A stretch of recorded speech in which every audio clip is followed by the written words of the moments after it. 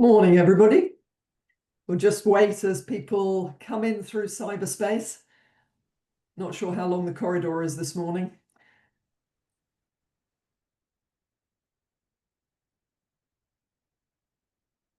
We'll just give people a moment as they shuffle through, grabbing cups of tea on the way. Thanks for joining us.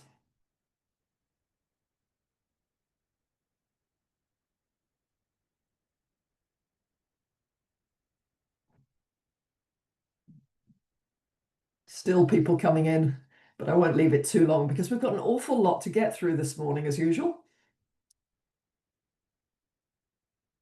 And as many of you know, I'm quite impatient, so waiting for a couple of minutes is quite challenging for me. So I suggest let's kick it off and people can join as we go. Thank you so much for joining us this morning. I'm Tammy Parler, Chief Exec of the Women's Sport Trust. WST is a charity supported in part by Sport England with a mission to grow a strong women's sport ecosystem. In other words, to directly help all of you. And as you'll see shortly, you're doing an absolutely fantastic job. This latest report captures an extraordinary summer of women's sport. We've seen record audiences for the UEFA Women's Euros and the Rugby World Cup, record viewing hours across TV, and huge growth in digital fandom. But we've also reached a more mature stage of development, and the challenge now isn't simply visibility, it's sustaining attention, deepening engagement, and ensuring that momentum carries throughout the year. Shortly, you'll hear first from Emma Gibson from the Women's Sport Trust, who's led our digital analysis, alongside Matt and Laura from GSIQ, who will share insights from our broadcast data. Also lurking in the audience is Chris Hurst, a trustee of WST, who puts heart and soul into these reports, and Emma Ballard, working across marketing and comms, who makes sure all of you hear about it. I'd say that's a fairly powerful team, and just firstly, a massive thank you to all of you. I'm also delighted that BBC Sport will also be joining us at the end of today's session, presenting their latest fan tracker results, which give valuable context on audience attitudes and fandom trends across women's sport. As always, we'd love to hear your thoughts as we go. Please use the chat to share your reactions and questions. We really do listen hard to those, and if you tell us where you're blocked, that absolutely informs our strategy. This report is available to you for download via our website. You'll receive the link automatically through your Eventbrite registrations, and I'll keep posting it intermittently through the chat as well. Lastly, we know how essential these reports are to your work, so we provide them to you for free, but they actually cost us. If you want them to keep continuing, keep benefiting from open access, please consider supporting us. Partner with us, donate to us, make us your organization's charity partner. Because honestly, if you don't support us, we won't be able to support you. So please, I encourage you just to think about that and see how we can work together. Anyway, without further ado, I'll hand over to the team. Emma, over to you. Thanks, Tammy. So we first want to start with some headlines, and these are the trends and the themes that came out of the data and our analysis across actually various properties, competitions and sports that of course have taken place over the summer. Once we've done that, we'll then take more of a deep dive at some of those specific events and sports. Okay, so headline number one is that everyone watches women's sport. Hopefully that's a term that all of you are hearing more and more of late, but actually the data this summer really backs it up too. Firstly, this is shown by the fact that the top two most watched TV moments of the year so far are for women's sport, and specifically the UEFA Women's Euro final and semi-final, both games which of course England won. And you'll see the traitors earlier in the year make up the rest of the top five. But a really significant moment that women's sport is sitting as the most watched moment and second most watched moment of the year so far across all programming, so all TV content, not just sport. Secondly, 36.6 million unique people in the UK have watched at least 3 minutes of women's sport on linear TV so far this year. And that's the third highest on record and around 10 million more than this stage of last year. So really just highlighting the impact in particular of those two global tournaments that we had in the summer that we're going to talk a lot more about in the next hour. And we've also seen huge streaming and social media growth too, with various records broken. On the left, at the Women's Euros, there were over 15 million streams on BBC iPlayer and the BBC Sport website. 20% of which were from 16 to 35, so just highlighting online platforms' ability to bring in young people. Secondly, Wimbledon saw a record-breaking 69.3 million online BBC Sport requests this summer. And on their socials, Sabalenka in particular, female tennis player, was a key figure that drove growth there too. So really great and showing the impact of female athletes at these large mixed events as well, like Wimbledon. And then at the Women's Rugby World Cup, there were 10.5 million streams on BBC iPlayer and BBC Sport, with again 15% from under 35. So, like with the Women's Euros, showing that younger skew for the streaming platform as well. There was also a massive 18.3 million views to BBC Sport's live reporting pages. So you can see clearly some huge numbers across both linear TV that I shared before and streaming for women's sport this summer here too. We also found that female athletes very much dominated the most watched content on many UK NGB social media accounts this summer. From the most watched social video for England cricket so far this year across all platforms is a Facebook clip of an England women v India IC20 this summer. Secondly, the Lionesses taking the Euros trophy through airport security is the most watched TikTok video on the joint England football account so far this year. And finally, Emma Raducanu playing tennis with a young fan is the most watched Instagram video on the LTA account so far this year. So you can see really just highlighting that female athletes are also being seen online and on these big UK NGB accounts that are shared across men's and women's teams and players with a significant amount of followers. We've also seen huge digital growth for the biggest international women's sports properties so far this year. The UEFA Women's Football account tops the charts for TikTok, driven by strong cut-through during the Women's Euros that we're going to talk about a bit more later. The WTA is top for YouTube and saw large year-on-year growth, as you can see, while the WNBA continues to be the #1 women's property on Instagram, despite a drop in views year-on-year. But you can see that most properties here are seeing fairly large increases compared to the same stage last year, so that overall upward trajectory is continuing. And finally, on this first headline, we just wanted to highlight the fact that yes, people are showing up to watch and engage with women's sport, but quite often it's in different ways.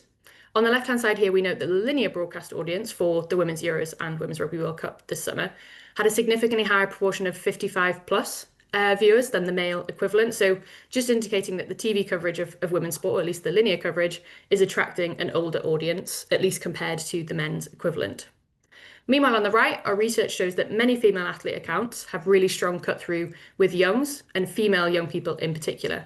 Many Lionesses' Instagram accounts had a high proportion of their audience coming from females aged 13 to 34, and actually to a greater extent than the official Women's Euro account. Similarly, rugby star Alona Meyer and her Instagram account attracts a large share of 13 to 34 females and to a greater extent again than the official Women's Rugby World Cup account. So you can see player channels are clearly a really effective avenue at reaching young females, whilst the linear coverage, like I say, skews older. So really just highlighting that people are showing up to view and engage with women's sport, just often in different ways. What our research, however, also found is that ethnic minority audiences and their proportion of the total for the Women's Euros and the Women's Rugby World Cup is notably lower than the men's equivalent tournaments. So here, very much a growth area for future in terms of trying to grow interest among ethnic minority audiences. And the second headline we want to share is that sports fans are more engaged with women's sport than ever before. And this is shown by the fact that 2025 to date has a record number of viewing hours for women's sport. This is driven in particular by a free-to-air record specifically for viewing hours, in large part, again, due to the Women's Euros and the Women's Rugby World Cup.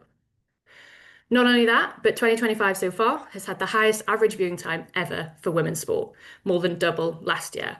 And what these numbers mean is that on average, a viewer tuning into women's sport so far this year has watched for 9 hours and 45 minutes across all content.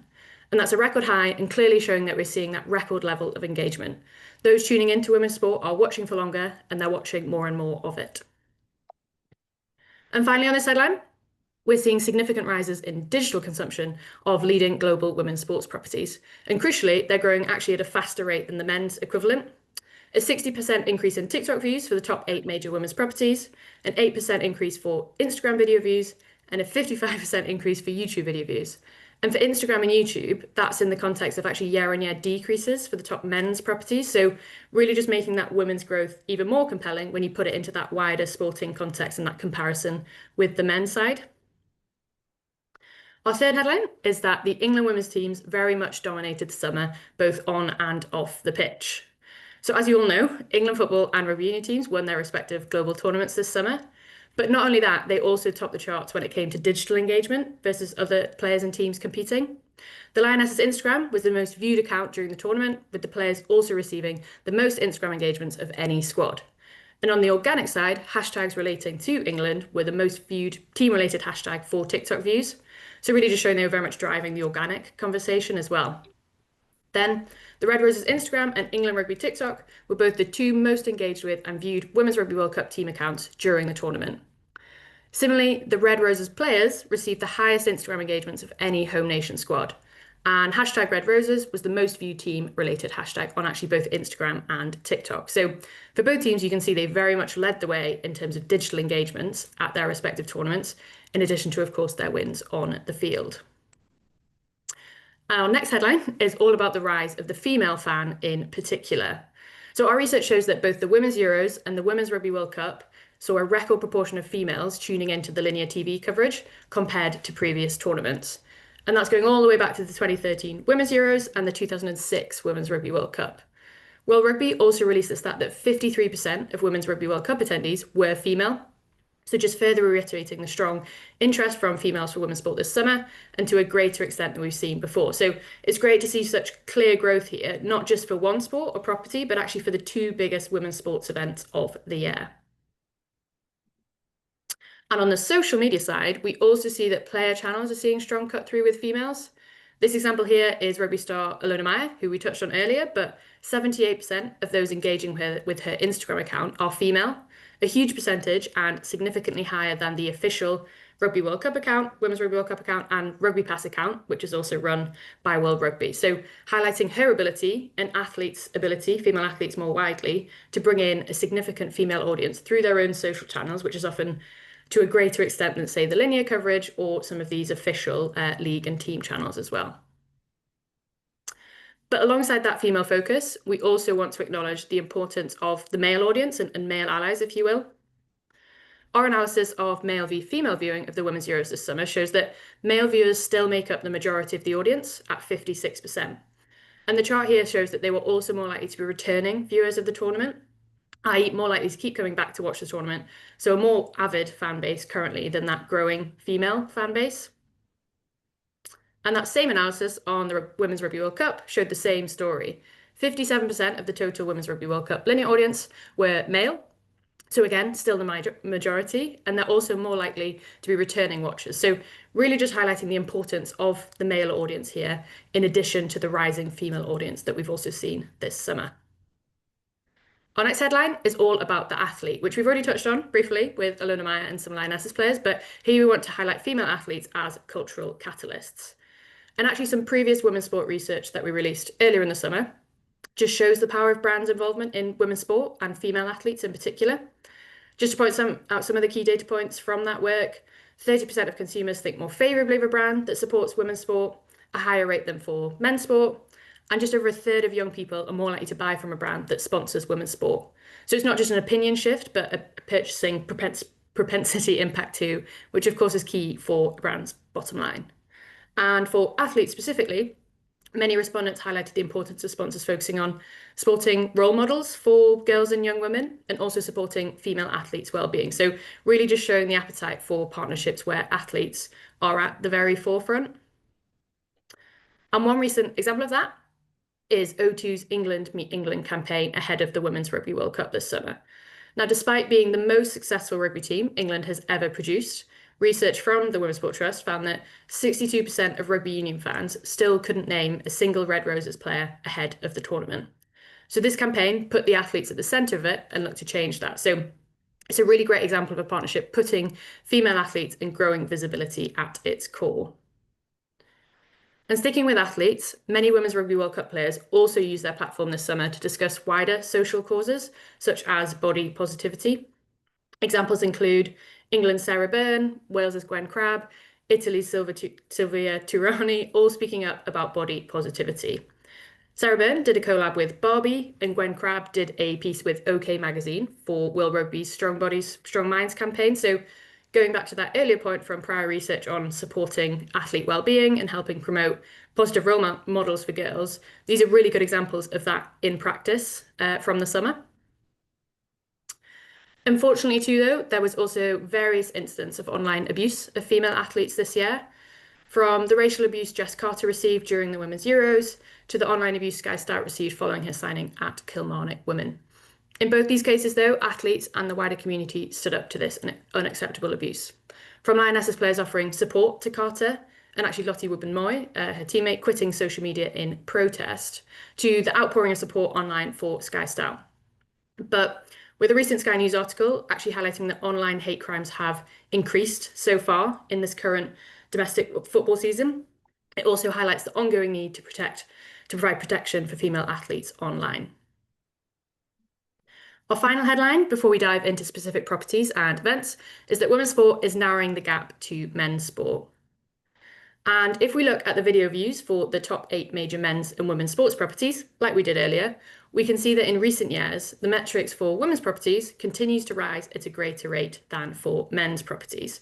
And what that means is that the gap between the two is narrowing, albeit with some way to go, but that upward trajectory shows no sign of waning currently. So like with the fact women's sport currently having the most watched TV moment of the year, women's sport's also pushing more to the forefront online and on social media too. So that's our headlines. Don't worry if you forget them because we will come back to them at the very end, but I'm now going to hand over to Matt to talk through more detail the broadcast figures for the Women's Euros. Thanks, Emma. So this graph shows that of all women's sports moments this year so far, 8 out of the top 10 peak TV audiences have been from Euro 2025. And England's final victory over Spain drew the highest audience with 16.2 million peak viewers, and this aided by the match ending with a dramatic penalty shootout.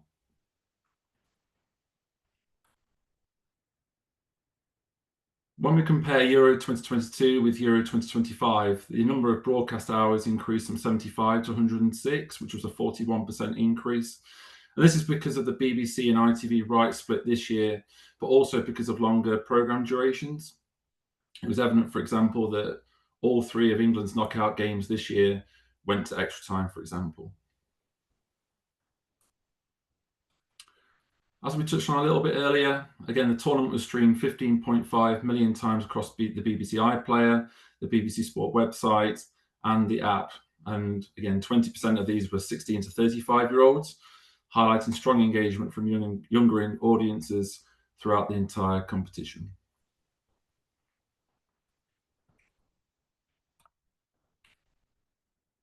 So this chart shows key linear viewing metrics of women's global football tournaments across the past 12 years. And encouragingly, Euro 2025 delivered the second highest number of viewing hours, only behind the 23 World Cup, again showcasing the ongoing interest in top-level women's football. But for context, 31 matches were played at this year's Euros compared to 64 at the 2023 World Cup.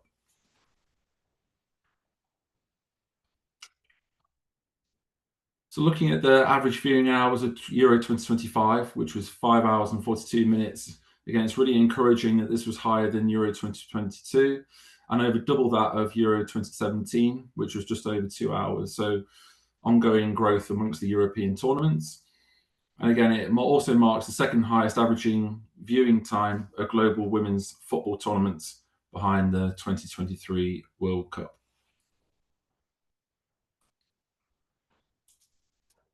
So taking a little look into the audience makeup of the Euros between 2022 and 2025, it's evident that the Euro 2025 significantly broadened the audience for women's sports by bringing over 14 million new viewers to the group. Again, highlighting the success of football as a major draw for drawing in new, younger, and female audiences.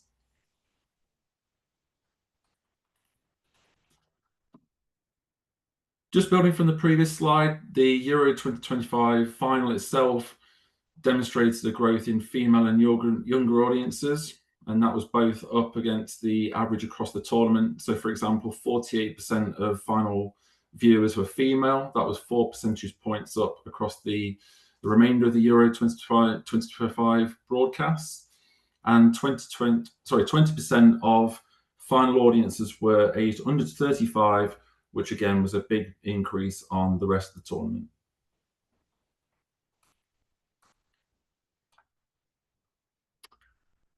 The theme of higher than average female viewership is reflected across the Euro 2025 tournament as a whole, where 44% of linear viewers were female. And as you can see from the chart there, the amount in Euro 2020 itself was only 30%. So the increase between those two tournaments in 5 years is significant.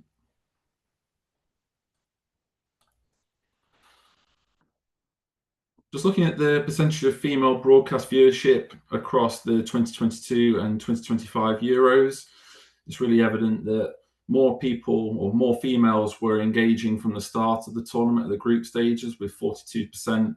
That compared with 38% at the same stage in Euro 2022. So again, engaging from the start and that continuing through the whole of the tournament, through the quarterfinals, semi-finals, and the final.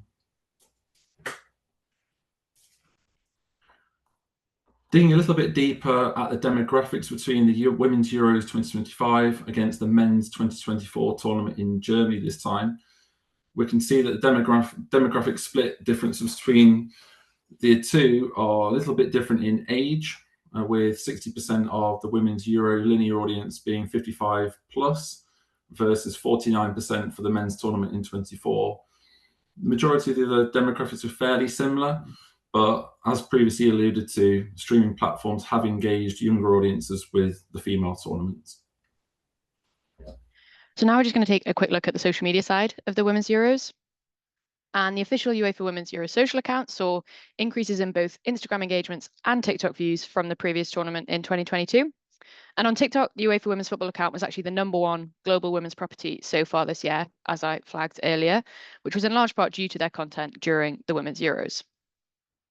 And their most watched content varied from one-off skills like Chloe Kelly's penalty and Ann-Katrin Berger's impressive saves to, again, Chloe Kelly celebrating England's win, and paid partnership content like Goal of the Round. So you can see a real mix of content and formats really helped drive the account's success. And on the team account side, as flagged at the very top, the Lionesses' Instagram account was the most viewed of any team during the tournament, helped by the fact that they posted the most of any team account. And actually, even when we cut this data for the group stage only, the Lionesses still remained #1. So really just showing it wasn't just because of the fact that they won the tournament that made them have that top spot. And when we look at their account metrics versus 2022, you can see that there was a large increase in both uploaded content and video views for this year's Women's Euros versus previous. And looking at the views week by week with the charts on the right-hand side, you can see views were higher from the very start of the tournament, so not just for the win at the end. So showing an increased engagement with the account from the very start of the tournament, which is of course what we want to see. And this was all driven in large part by the FA's content strategy, which delivered major social media impact on their channels. Here we've just highlighted what their most engaged with content was on their Instagram, but the FA's content strategy lead also highlighted what their social media formula was that helped drive this strong cut through, from leaning into both the moment and being in the moment to capture fan and player emotion, to elevating their storytelling capability, excellent photography, and maintaining a core brand and team messaging. These are just some of the factors that help the FA drive real impact on their social media during the Women's Euros. But what was also great was that wasn't just confined to the Lionesses account. Lionesses content also gained strong cut through on the joint England football TikTok account, which is shared with the men's team. Lionesses content received 97 million TikTok views on the account during the tournament, making up 90% of the total, is significantly up from both the Euros in 2022 and the Women's World Cup in 2023. The top 3 videos during 22 and 25 Women's Euros shows that in 22, the most viewed content came from player challenges involving both the men's and the women's team. Whereas this summer, the top viewed videos were all from the Lionesses exclusively. So from taking the trophy through airport security, like I said earlier, to Serena Wigman famously singing with Burna Boy. So it's great to see such strong cut through on the joint TikTok alongside the Lionesses specific Instagram account. And that strong cut through meant that the England football TikTok account received its second highest monthly views in July this year during the tournament, only behind July last summer for the men's Euros.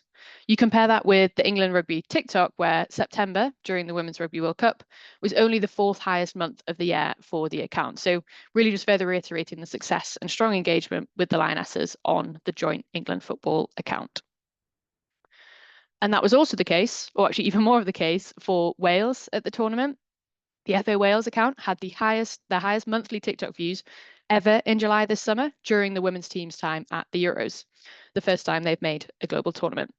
And during the tournament, the account received 3 videos with over 1 million views, with actually the account only having 16 of those in total since its inception. So really highlighting the strong engagement with the women's team on this joint account during the tournament. And as for organic views during the Euros, i.e. the amount of views for the official tournament hashtag, we also saw an increase from the 2022 tournament, actually across all platforms you can see on the left-hand side. So just showing an increase in general conversation and engagement with the tournament on social media.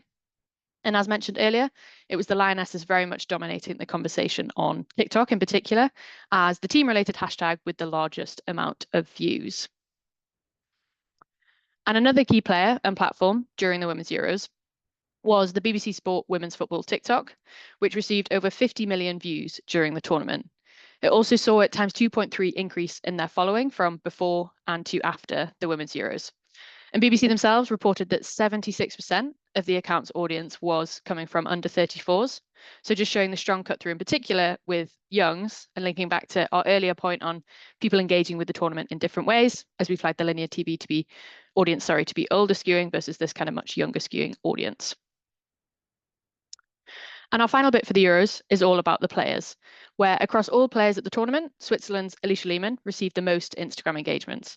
With you'll see on the left-hand side, very much of the top 10 is made up of big name players like Chloe Kelly, Leah Williamson, Aitana Bonmati, Alexia Putellas. Meanwhile, on the right-hand side for TikTok, Italy's Cristiana Girelli was top for views, and you can see a much more varied spread of players making up the top 10, with Wales's Fionn Morgan in 4th place, for example. So similar to the research we've done before, whereby TikTok's very much the place where perhaps those lesser known athletes can really gain cut through by showcasing their career and life and that peek behind the curtain. Actually something Fionn Morgan has continued doing well for the start of the domestic season and her move to West Ham and kind of showcasing her adjustment to that and adjustment to London life. And as mentioned before, what's also important about these player channels is their ability to gain cut through with females and young females in particular. The Lionesses player Instagram accounts largely receive a higher proportion of female and young female audiences than the official Women's Euros and Lionesses account, especially the likes of Leah Williamson and Ella Toone in particular. So really just highlighting their ability to engage with young females in a way that, like I said earlier, often broadcast coverage and official tournament team social channels are not able to do to the same extent. And going back to those Instagram engagements by team, when you add together those engagements across all squad members and group them by each team, the Lionesses sit top out of all teams, helped by the fact that they posted the most of any squad. But by comparing the posting frequency with other global female athletes at the same time, you can see there is still an opportunity for more here. The likes of rugby star Alona Meyer, tennis player Sabalenka, WNBA star Angel Reese, all posted more on their Instagram and TikTok during the tournament than those Euros players at the top who posted the most.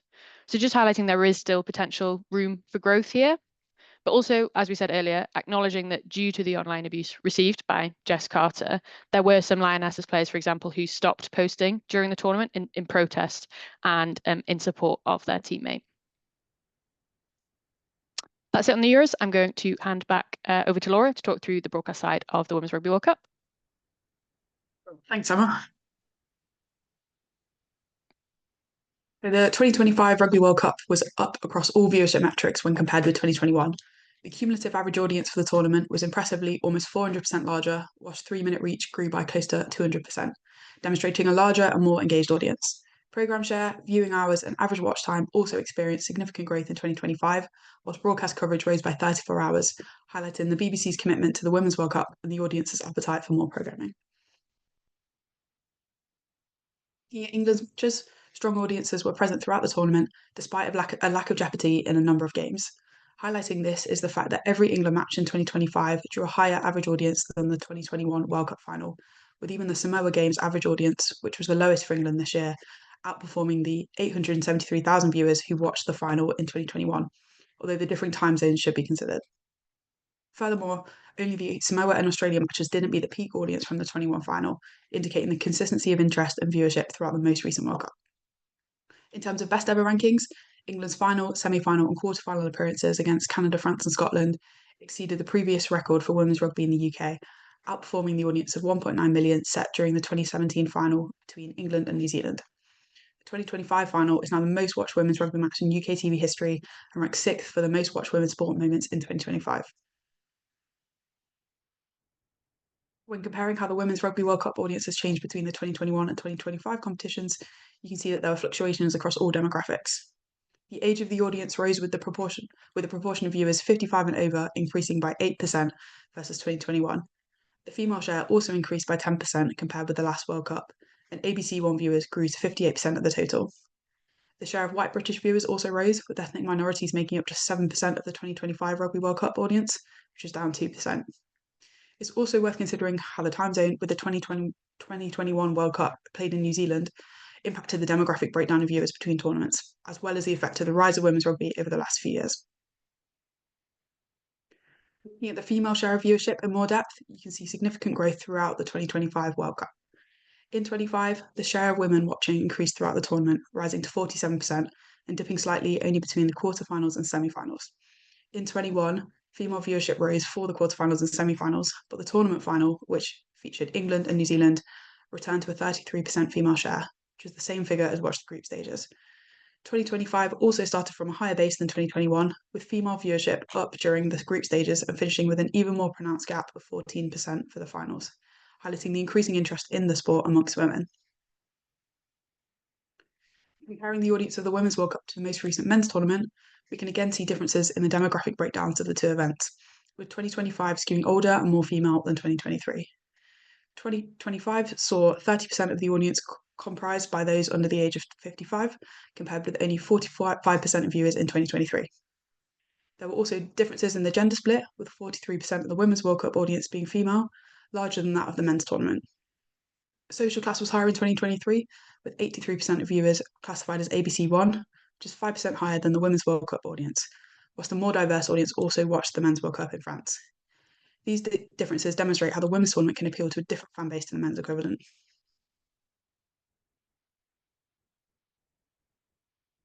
When looking at combined viewership of the World Cup with the Six Nations, it's clear that there is strong overlap in the audiences, with nearly half of men's Six Nations and 2/3 of women's Six Nation viewers also watching the 2025 World Cup. Over 10 million viewers watched both the men's Six Nations and the World Cup in 2025, whilst over 4 million watched the women's Six Nations and the World Cup as well.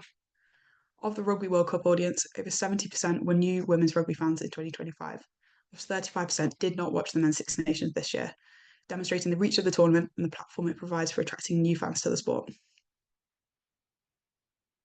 As well as the Six Nations, the Rugby World Cup also overlapped with other women's sport this year, with 40% of World Cup viewers also watching other women's events on TV in 2025. Fans who only watched other women's sport in 2025 were typically younger and more likely to be female than those who watched the Rugby World Cup, whilst those who watched the Euros and the Rugby World Cup this year skewed the oldest, with an average age of 61. The 14 million viewers who watched both tournaments represent over 80% of the total Rugby World Cup audience and more than 40% of the total Euro 2025 audience, both significant shares. So now, like we did with the Women's Euros, we're going to take a quick look at the Women's Rugby World Cup on social media. So first of all, again, like we did with the Women's Euros, a quick look at the official social media channels. And there were huge increases you can see in Instagram engagements and TikTok views for the official Women's Rugby World Cup accounts from the previous tournament for Rugby World Cup 21. And that was helped, you'll see on the left-hand side, by increases in posting frequency. And the most watched videos on the account were largely focused on off-field content, from the opening ceremony and New Zealand's haka to players celebrating with family. It was very much this kind of shoulder content that supports the live on-pitch broadcast coverage that really cut through for the channel and for the account. And on the team side, as I mentioned at the very top in the headlines, the Red Roses Instagram account received the most engagements, and the England Rugby TikTok the most views of any team during the tournament, with the Red Roses Instagram even above the accounts which are joint for men's and women's teams. And for Instagram on the left, we've also called out the number of followers. for each of the accounts, as the 138,000 followers for the Red Roses account is significantly lower than, say, the 1.3 million for the joint France account. And yet still, the Red Roses received the most engagement. So really just making that stat even more compelling when you account for that disparity in followers. And in terms of content on the Red Roses account, changing room celebrations and interactions received the biggest cut through. Whether it was Hannah Bottomann's knee slide post-tournament win to the Princess of Wales coming into the changing room and Abby Dow giving her a crochet gift. It was this behind-the-scenes content that did well and actually helped the account become the second most viewed UK NGB Instagram account in September, only behind the England football account. So very impressive when you again consider the smaller numbers of followers the account currently has versus those often larger joint ones. And on the organic view side, it was the same story as the Women's Euros, whereby there was sizable increases in organic views for the official tournament hashtag from the previous tournament across all platforms that you can see on the left-hand side. So again, great to see that increase in general conversation and chatter online about the tournament versus previously. And on the right-hand side, as flagged earlier, the Red Roses were the most viewed team-related hashtag on both Instagram and TikTok. So very much the team of the tournament that was driving the organic conversation. We also collected Instagram engagements and TikTok views for all Home Nation squad members during the Women's Rugby World Cup. With on the left-hand side, you can see the Red Roses dominating the top 10 Instagram engagements, while on the right-hand side, TikTok provided a platform too for Irish and Scottish players, with Anna McGann and Eve Higgins top of the TikTok charts, both players from the Ireland squad. Anna McGann's top spot was in part driven by the fact she posted the most of any Home Nation player during the tournament. So again, showing the impact, like we mentioned earlier, of that consistent posting frequency. When looking at the most watched videos for these Home Nation players, again, off-pitch content dominated. Scotland's Eva Donaldson doing the Ella Toon walking on broken glass dance was number one. And that was really just highlighting the power and potential for women's sport trends crossing over into different sports beyond where it started, with actually many rugby players and teams doing this dance that, of course, all started with Ella Toon at the Women's Euros, actually in various different places that she's done it. Then in second, we had Anna McGann and a kit run through, a content format that is tried and tested, as we know it did really well at the Olympics last summer in Paris. And then we had Hannah Bottoman going through her skincare routine. So all very much behind the scenes, like I say, in that peek behind the curtain into players and athletes' lives off the pitch during this tournament. And we just want to touch on that Anna McGann kit run through video a little bit more, as is a really good example of the power of athletes on social media. So for those that don't know, one of the items in McGann's kit run through video that received a lot of views, like I said earlier, was a Canterbury fleece that you can kind of see in a few of the photos here. Now, many people and fans took a liking to this fleece in the comments and actually urged for them to be, the fleeces to be publicly available to buy. This led Canterbury to actually comment on the video, saying they would be coming soon if Anna McGann could get to 15,000 TikTok followers. Fans continue to lobby for the fleece. You can see even in ground there with the sign, and McGann continued to promote it on her socials, which again continued to gain a lot of cut through, as well as other Irish players posting about it. And in turn, Canterbury actually released the fleece in September and it sold out very, very quickly. Meanwhile, McGann now sits on 23,000 TikTok followers from just 6,000 in July. So really highlighting the power of female athletes and the role they can play in fan purchasing propensity, but also a good example of a brand getting involved in the right way by pushing for increased visibility of the athlete too. Next up is a look at tennis. So women's professional tennis returned to the Queen's Club this summer for the first time in over 50 years. The WTA 500 event preceded the men's ATP tour and delivered strong audiences throughout the championships. The semi-final between Zheng and Anisimova drew the peak audience during the women's competition with 1.6 million viewers, three-setter seeing Anisimova progress to the final of the championships. The audience profile for the WTA event was similar in age to that of the ATP. However, although female viewership dominated both events, the female share for the WTA sat 7% lower than the ATP's female audience share.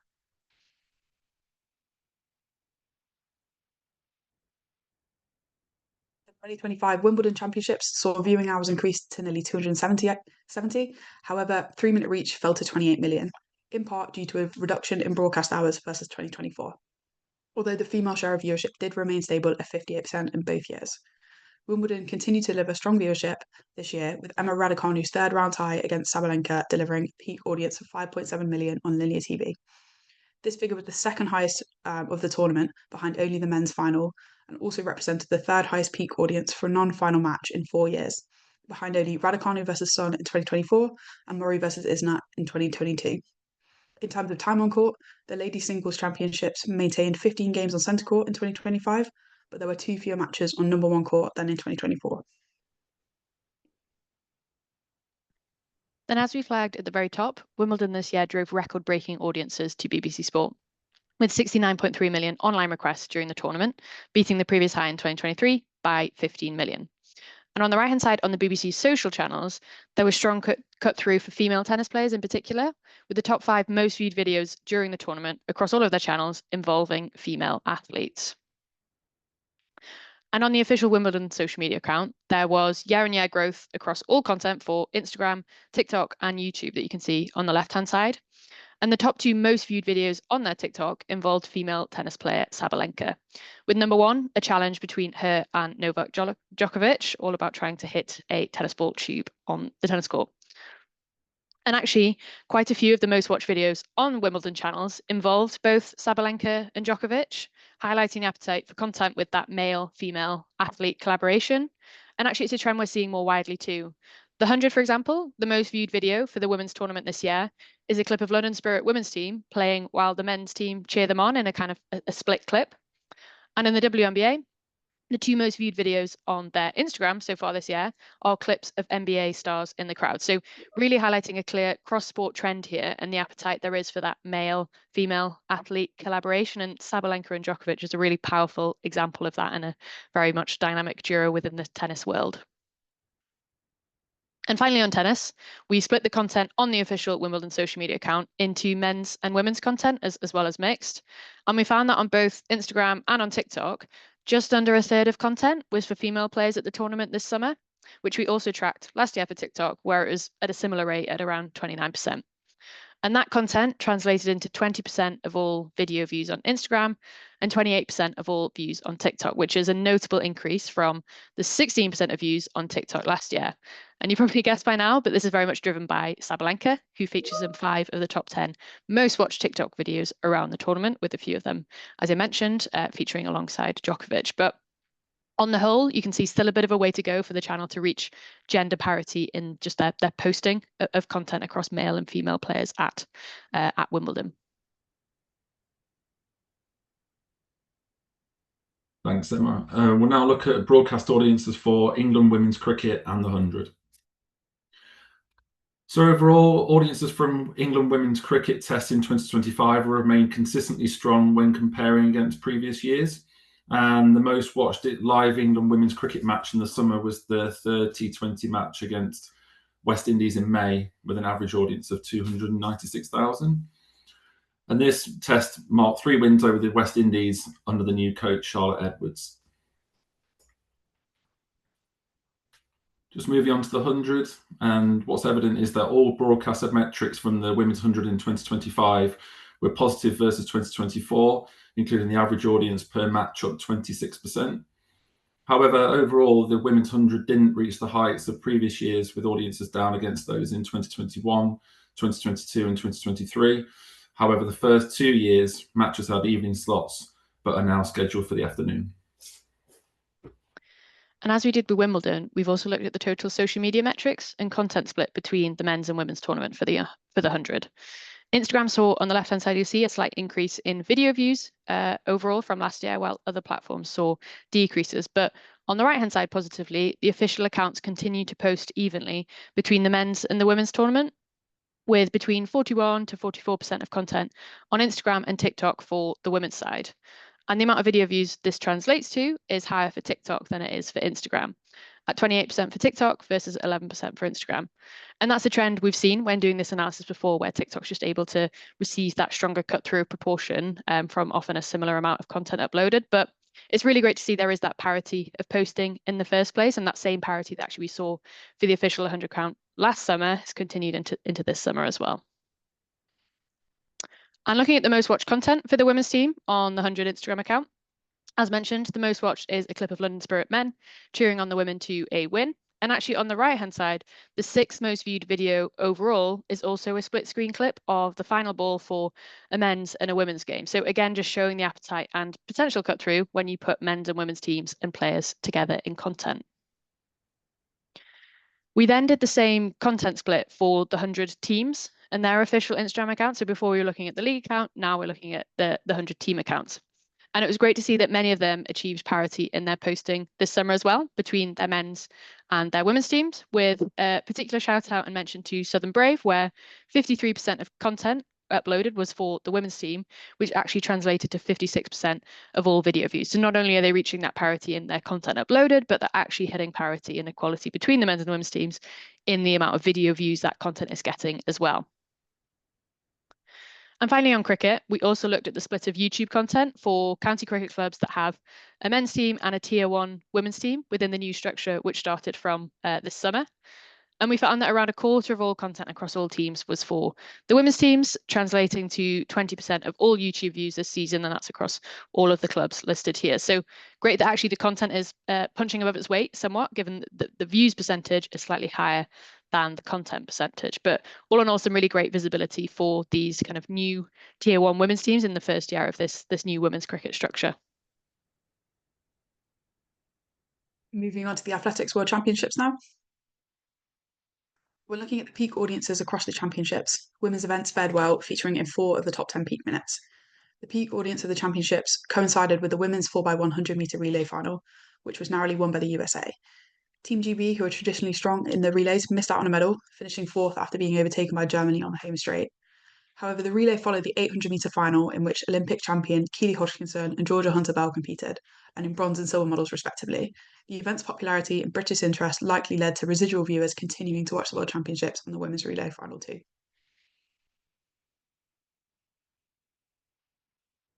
Golf. The Women's Open, held this year at the Royal Porthcawl Golf Club in Wales, received strong visibility across live coverage on Sky Sports and highlights on BBC Two.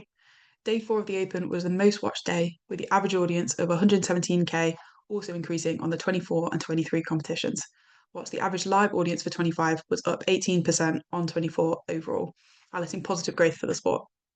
Likewise, the late-night BBC highlight show attracted over 100,000 viewers on average, showcasing the strength of the dual broadcast agreement for the Women's Open. I'm now looking at the domestic netball season. The Netball Super League's 2025 season saw impressive growth in viewing hours, up 300% on 2024, despite a decline in the amount of coverage the league received this season. The fall in programming was largely driven by the BBC Red Button showing fewer repeats of the Super League in 2025. In addition, the Super League final also saw a drop in audience year on year, down 22% versus 2024. However, the major sporting clashes the match experienced explain this, with Day 7 of Wimbledon, a Euro 2025 match between Norway and Finland, and the F1 British Grand Prix offering high competition for viewers on this day. And now looking at social media metrics, the Netball Super League official account saw significant year-on-year increases in Instagram and TikTok videos, helped by the fact you'll see on the left there's been increases in the number of content uploaded. It's worth noting here that the numbers are still quite modest compared to other properties. For example, the 6.6 million TikTok views is the same as the Barclays Women's Super League received in the first 10 days of the current football season. So just to put the numbers into context, but still, of course, great to see the significant upward trajectory the property is still on. And it was a similar story when we looked at the social media accounts for the teams, with year-on-year increases in Instagram and TikTok video views, again, helped by an increase in content. So great to see that growth is across both the league and also the team accounts here as well. We next just wanted to call out a recent notable boxing fight, and that was Katie Taylor v Amanda Serrano in their 3rd fight of 3. This aired on Netflix and drew 6 million global viewers in July, making it the most watched professional boxing event globally so far this year, so across men's and women's. These aren't as big numbers as the second fight, which drew a massive 74 million.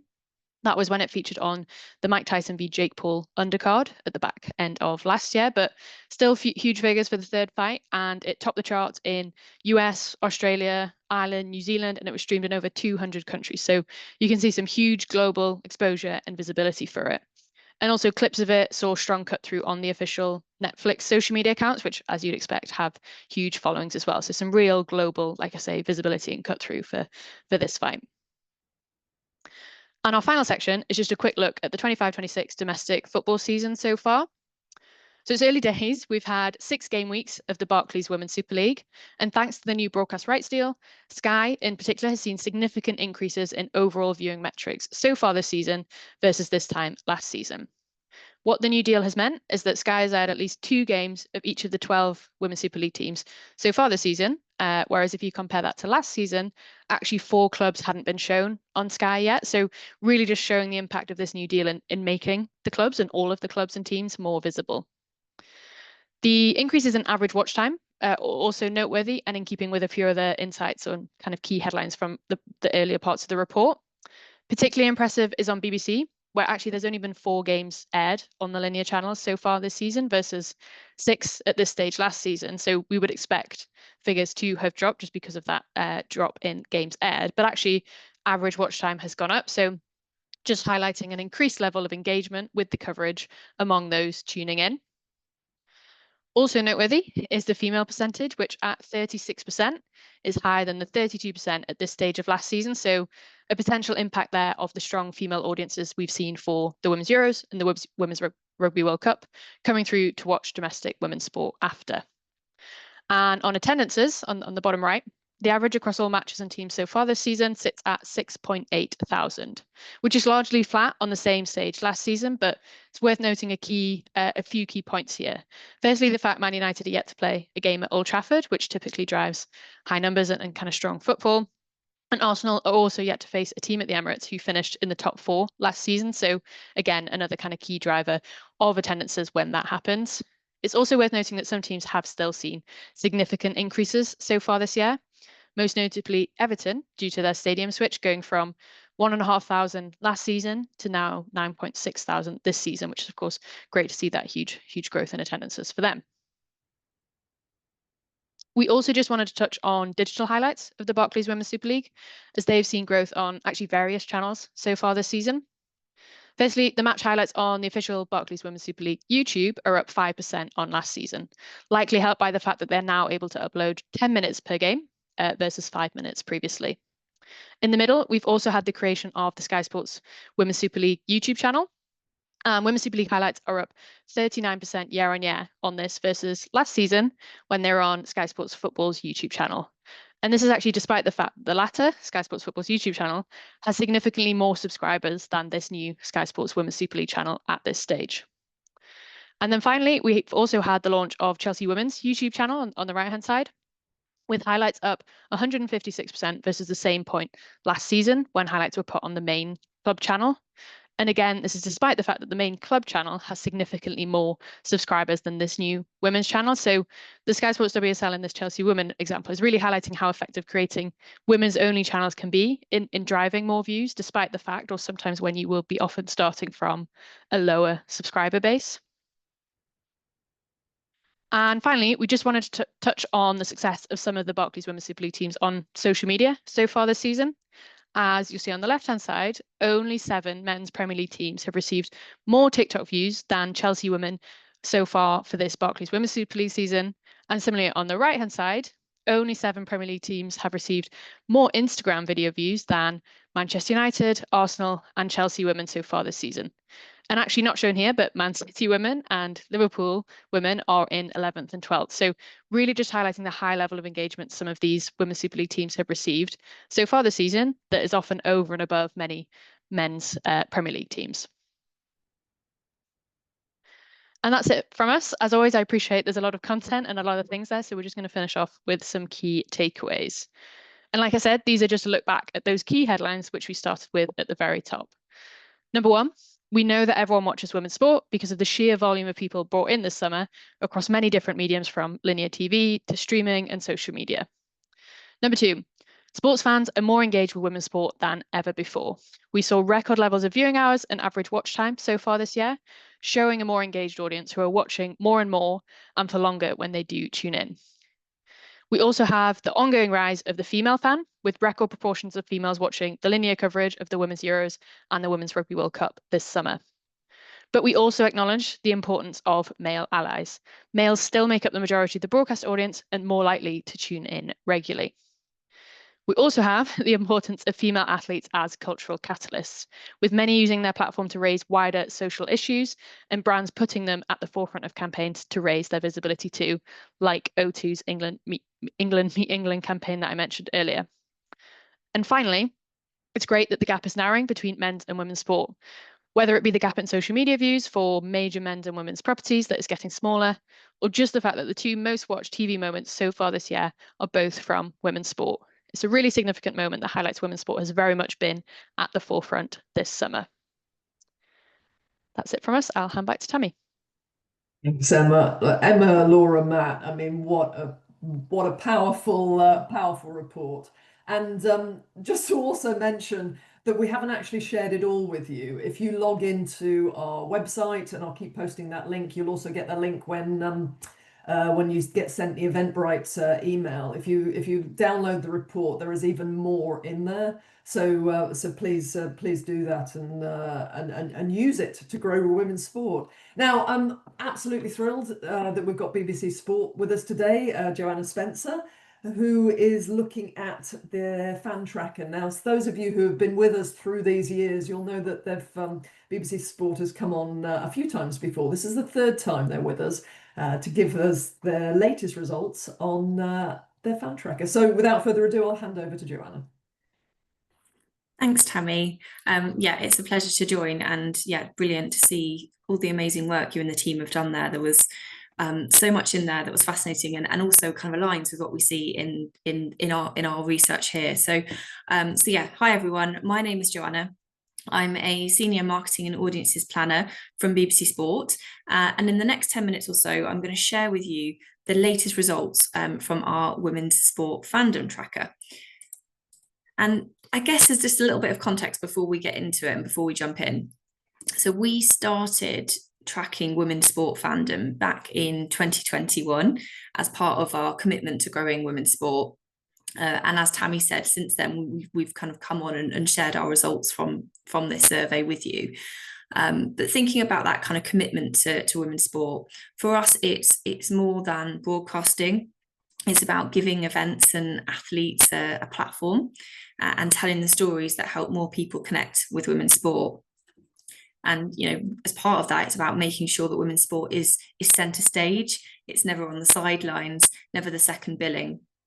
And this summer was a brilliant example of that. So we've had the Women's Euros, the Women's Rugby World Cup, the first women's tournament at Queen's in over 50 years, all covered across TV, iPlayer, radio, sounds, online and social. And as you can see here, also kind of supported by from our point of view, by a pan-BBC campaign, Names Will Be Made. Now, thinking about our fandom tracker, the goal of it is for us to understand how fandom is evolving to help kind of support our editorial and our marketing strategies as we kind of move into events. It's a very simple NatRep YouGov survey. You can see on the slide here some of the previous dates that we have ran it, aligning to kind of big moments and tournaments. And today's presentation is going to focus on the latest version, which was a dip that we did in August 25 after the Women's Euros, and a follow-up one in September after the Rugby World Cup. So one of the key things you should know is what we asked. So firstly, we asked people to describe their level of interest in women's sport. And we gave them a few options, which you can see on here. So the first one was, I'm a big fan. So this is about people feeling passionate about the teams and the individuals or the tournaments that they follow, regularly staying up to date on progress, whether it's watching, reading, listening, maybe even attending events. And for this group, these are people that will, you know, tell people they're a fan. It's part of their identity. The next option was casual follower. So these are people that will say they've got an interest in women's sport. They might be keeping up to date with the headlines throughout a season or a tournament, but they might not describe themselves as a passionate fan. And then the main eventers, so these are people that may not be staying up to date day to day, but they might get really interested in the big events or those big moments that everyone's talking about. And then the next one, I'm not yet a fan, is for people that might say that, you know, women's sport is something they're not necessarily interested in. They wouldn't call themselves a fan, but they're open to the idea of it. And this was really key for us when we first ran this report back in 21, because it really helped us understand the opportunity audience where growth might be able to come from. And the final two, we also had in there non-fans, to just get an idea of people that might say they dislike women's sport and avoid watching it, and people that might feel it's not for them. And then finally, people that don't know, maybe not quite sure. So that was the first question, that give us a bit of a view of women's sport as a category, if you like. And then the second question prompted on the depth of fandom, so those same categories, but by sports. We have a range of sports in there: football, rugby, cricket, tennis, and so on. But it's worth noting not everything is included. We were a bit limited on the number of slots we had in the survey, and budgets and all of that, which I'm sure might resonate with a few here too. But hopefully what we're sharing gives you a handy top line read of women's sport fandom in 2025. So just before we get into the results, I just wanted to acknowledge what an incredible summer it's been for women's sport. So names have truly been made, a little nod to our campaign there, from record-breaking football finals to landmark rugby triumphs. We've seen audiences turn to BBC Sport in their millions to follow the action, as we've just seen in the previous presentation too. And that has resulted in 24 million UK adults saying that they identify as a fan of women's sport. And this was in our first research dip in August, just after the Euros. And as you can see here, this is only just behind the Women's World Cup in 2023. But there's a couple of things that we'd just like to kind of note and pull out. The first one is it's just worth reflecting on the journey that we've been on. So that progression from 18.8 million in 21 to 24 million where we are today, well, where we were, not today, but in August 25. And secondly, Tammy touched on this at the beginning, but I think it's just celebrating the consistency of the last few years. Fandom of women's sport is becoming more established and more mainstream, as we're seeing kind of reflected in the viewing figures and all the social media engagement too. And if we look at the kind of the breakdown, so if we think 24 million fans, if we then start to get a read on the depth of fandom, we can see what's driving that growth. So we can spot here. So if we look at last year being 22.7 million fans and this year being 24 million, that growth is mainly coming from main eventers. So up from 9.4 million last year to 11.3 million this year. So 1.9 million more main eventers. And at the same time, we're seeing fewer people saying, I'm not yet a fan. And another thing that we wanted to pull out, so giving you a bit of a tour of some of the things that were interesting, is that when we dive into the data to look at the profile of the fans, we can see that younger groups, the 18 to 24s, are more likely to be big fans, of which we see to be a huge opportunity for the future. And now, so if that gives you a kind of a snapshot of fandom around women's sport, this starts to help you get an idea of what that looks like by sport when we look at kind of volume of fans and depth of fandom. And one of the things that really stands out is football. So it's really stable year on year, just a very slight decrease on last year. And in contrast, if we look at sports like cycling or netball, we can see a bit of a sharper decline on those, which I think probably just suggests that the major events like the Olympics, create that kind of temporary halo effect. And that halo effect is a challenge that a challenge and opportunity for us to tackle. So if we take women's football as an example, after the Euros, we've got interest peaking at just over 21 million, right? But if we ask those people how many follow the Women's Super League or the Women's Champions League, that number starts to drop. So our next challenge is really clear. How do we nurture that tournament-driven interest and turn it into sustained engagement with club football? So that gives you kind of a view of our first dip in August. And I mentioned up front that we had two. So we did another in September after the Rugby World Cup, as we wanted to see what the impact of the tournament had on rugby fandom. And the impact was huge.